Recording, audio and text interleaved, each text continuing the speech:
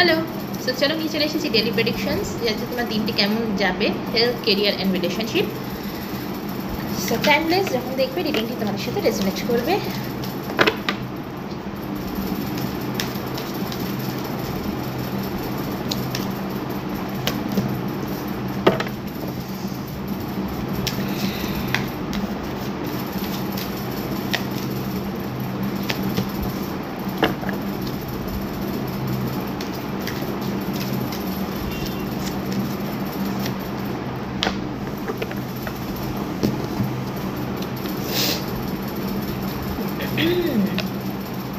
So তোমাদের health, আমরা যেটা পুরো আগস্ট মাসটা দেখেছি, সেপ্টেম্বর মাসেও দেখেছি যে হেলথে আপস অ্যান্ড ডাউনস হচ্ছিল।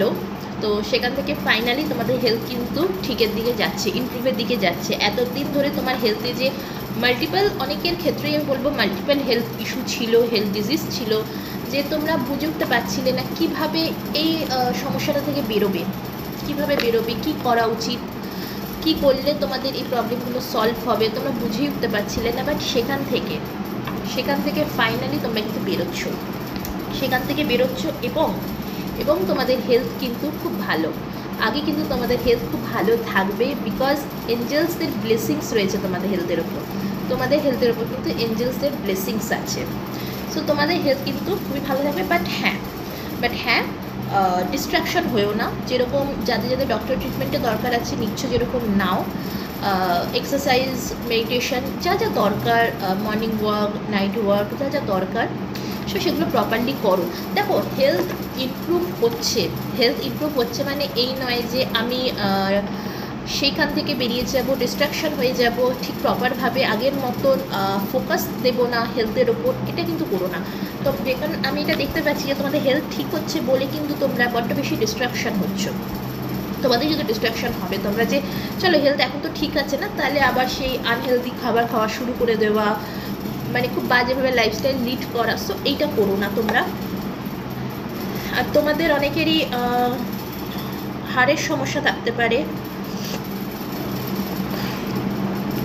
ব্যাক সমস্যা থাকতে পারে, কাঁধের স্পাইনের সমস্যা থাকতে পারে, গাইনো প্রবলেম থাকতে পারে, ইএনটির সমস্যা থাকতে পারে, এর পাশাপাশি আরও অনেক বিভিন্ন রকমের সমস্যাও থাকতে পারে। তোমাদের অ্যালজাইমার থাকতে পারে।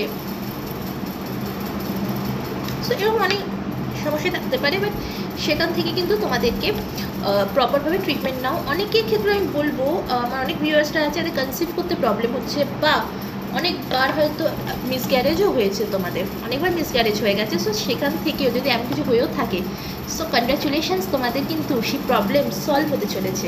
বাট হ্যাঁ, তোমরা হয়তো সেটা জানো যে তোমাদের সেই প্রবলেমটা সলভ হতে চলেছে, কিন্তু যেহেতু প্রবলেম সলভ হচ্ছে, তার মানে এই নয় যে আবার সে আগের মতন পুরোনোভাবে লাইফস্টাইল লিড করবে। ডক্টর যেটা বলছে সেটা প্রপারভাবে ফলো করাটা কিন্তু খুব গুরুত্বপূর্ণ। ডক্টর যা বলছে সেটাকে প্রপারভাবে শোনাটা, ডক্টর অ্যাডভাইস না শুনলে তাহলে কিন্তু অনেক রকম সমস্যায় পড়তে হয়। কেরিয়ারে তোমরা অনেক হার্ডওয়ার্ক করেছো কেরিয়ারে, এবং ফাইনালি তোমাদের কেরিয়ারে কিন্তু সেই সাকসেস আসতে চলেছে। তোমরা কেরিয়ারে যে হার্ডওয়ার্কটা তোমরা করেছো, তোমরা ফাইনালি সেই সাকসেস আসতে চলেছে। তোমাদের কাছে কল আসতে চলেছে, মেসেজ আসতে চলেছে। তোমরা এতদিন ধরে অপেক্ষা করছিলে যে কোথাও ইন্টারভিউ দিয়েছো, কিন্তু কল আসছে না, রেজাল্ট পাচ্ছ না। সো ডেফিনেটলি তোমরা কিন্তু কল পেতে চলেছ। তোমরা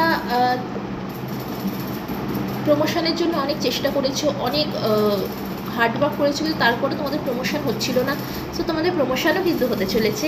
এর পাশাপাশি যাদের স্যালারির জন্য তোমরা ওয়েট করছিলে, স্যালারি কোনোভাবেই আসছিল না, তোমাদের স্যালারিও কিন্তু আসতে চলেছে। সো এবং রিলেশনশিপে তোমাদের প্রবলেম ডেফিনেটলি চলছে, এবং তুমি বড্ড বেশি বার্ডেন ফিল করছো, এক্সট্রিম লেভেলে বার্ডেন আউট ফিল করছো।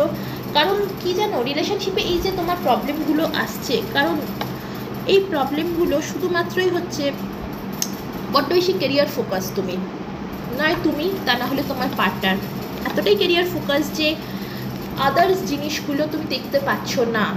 তোমার পুরো ফোকাসড হচ্ছে টাকা পয়সা ইনকাম করা, এই সব কিছুর পেছনে তুমি অনেক চেষ্টা করেছো এই রিলেশনশিপটাকে ওয়ার্কআউট করানোর, অনেক অনেক চেষ্টা করেছো, তুমি অনেক হার্ডওয়ার্ক দিয়েছো, কিন্তু তারপরও তুমি সেই রেজাল্টটা পাওনি। তুমি তোমার পার্টনারকে অনেক বুঝিয়েছো, অনেক কিছু করেছো যে তুমি ব্যস্ত আছো, একটু যেন সে যেন বোঝে, বাট সে বোঝেনি, উল্টে তোমাকেই দোষারোপ করেছে, যার জন্য তুমি আজ প্রচণ্ড পরিমাণে বার্ডেন ফিল করছো, প্রচণ্ড পরিমাণে তুমি বুঝে উঠতে পারছো না কী করবে। সো তোমার কাছে দেখো, তোমার কাছে ইনফাইনাইট পটেনশিয়াল আছে। ইনফাইনাইট পটেনশিয়াল কিন্তু সব মানুষের কাছে থাকে না, তোমার কাছে রয়েছে ইনফাইনাইট পটেনশিয়াল। তুমি সব কিছুকে ব্যালেন্স করতে জানো। রিলেশনশিপে যে এই যে প্রবলেমটা আসছে, এটা তোমার রিডিং তুমি দেখছো, তাহলে রেসপন্সিবিলিটিটাও তোমার।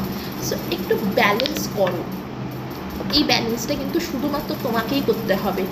রিলেশনশিপে এইভাবে তুমি যদি বার্ডেন ফিল করো, তোমার এই বার্ডেন ফিলটা কিন্তু হেলথের ওপরও পড়বে, অ্যান্ড অফকোর্স কেরিয়ারের ওপরেও কিন্তু পড়বে। সেই জন্য একটুখানি বার্ডেন ফিল যেটা করছো সেটা থেকে বেরো। কারণ কি, তুমি খুব ভালো, যেরকম তুমি মেটেরিয়ালিস্টিক দুনিয়ায় সাকসেস পেয়েছো, অনেক হার্ডওয়ার্ক করেছো, অনেক কিছু করেছো, আজ তুমি কিন্তু একটা খুব perfect successful person. It doesn't matter তুমি মেল না ফিমেল, তুমি কিন্তু একটা ভালো সাকসেস পেয়েছো। তাহলে রিলেশনশিপে কেন পাবে না? রিলেশনশিপে তুমি ডেফিনেটলি সাকসেস পাবে। একটুখানি হার্ডওয়ার্ক করো, একটুখানি চেষ্টা করো, তুমিও দেখো ঠিক পাবে। আর তোমার মধ্যে সবথেকে একটা বড় ভালো জিনিস আছে, সেটা হচ্ছে তুমি ডিস্ট্র্যাক্ট হও না, তুমি কোনোভাবেই ডিস্ট্র্যাক্ট হও না। হেলথে যেরকম আমরা দেখতে পাচ্ছি যে ডিস্ট্র্যাক্ট করছো, কিন্তু রিলেশনশিপে কিন্তু তুমি ডিস্ট্র্যাক্ট হও না। তোমার মন কিন্তু অন্য কোথাও যায় না, তোমার মন শুধু সেই মানুষটার জন্যই কিন্তু থাকে। শুধু তুমি এক্সপ্রেসিভ নও, সময় এসে গেছে এবার একটু এক্সপ্রেসিভ হও। এক্সপ্রেসিভ হওয়ার সময় কিন্তু এসে গেছে বন্ধুরা। সো এই ছিল ডেইলি প্রেডিকশনস। তোমার হেলথ, কেরিয়ার খুবই ভালো, কিন্তু ডিস্ট্র্যাক্ট হয়েও না, প্রপারভাবে হেলথের গাইডেন্সগুলোকে ফলো করো এবং রিলেশনশিপে একটুখানি হার্ডওয়ার্ক করো। তুমি এক্সপ্রেসিভ হও তোমার মনের কথাটা ডিরেক্টলি তোমার পার্টনারকে, তোমার সেই মানুষগুলোকে, শুধু তোমার পার্টনার নয়, তোমার সেই মানুষগুলোকে যাদেরকে তুমি খুব ভালোবাসো, সেটা তোমার পরিবার হতে পারে, তোমার বন্ধুবান্ধব হতে পারে, যে কেউ হতে পারে, তাদেরকে বলো। ভালো থাকো, সুস্থ থাকো, বাই বাই।